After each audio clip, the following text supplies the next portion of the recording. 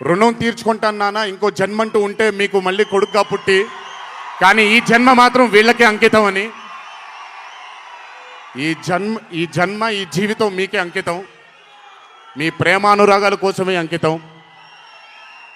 కొంచెం ఎండలు తగ్గిన తరువాత, ఇప్పుడు ఎండల్లో మిమ్మల్ని కష్టపెట్టడం ఇష్టం లేదు, పగడ్బందీగా ప్లాన్ చేసి త్వరలోనే మిమ్మల్ని అందరినీ కలుసుకుంటాను. చాలా కాలమైంది, త్వరలోనే కలుసుకుందాం. కానీ కొంచెం ఓర్పు సహనంతో ఉండండి.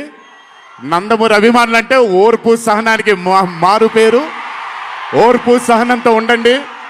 త్వరలోనే మనం అందరం కలుసుకుందాం, త్వరలోనే అందరితో కాసేపు అలా మాట్లాడుకుందాం. సో కొంచెం వ్యవధి ఇవ్వండి ప్లాన్ చేయడానికి. ఎందుకనంటే ప్లాన్ చేసినప్పుడు బాగుండాలి, అందరికీ నీట్గా ఉండాలి, కాబట్టి కొంచెం వ్యవధి ఇవ్వండి. తప్పకుండా ఈ సంవత్సరం అయితే తప్పకుండా కలుస్తాను మిమ్మల్ని. సో దయచేసి జాగ్రత్తగా ఇంటికి వెళ్ళండి. అందరూ ఏప్రిల్ 18వ తారీఖు థియేటర్లో కలుసుకుందాం.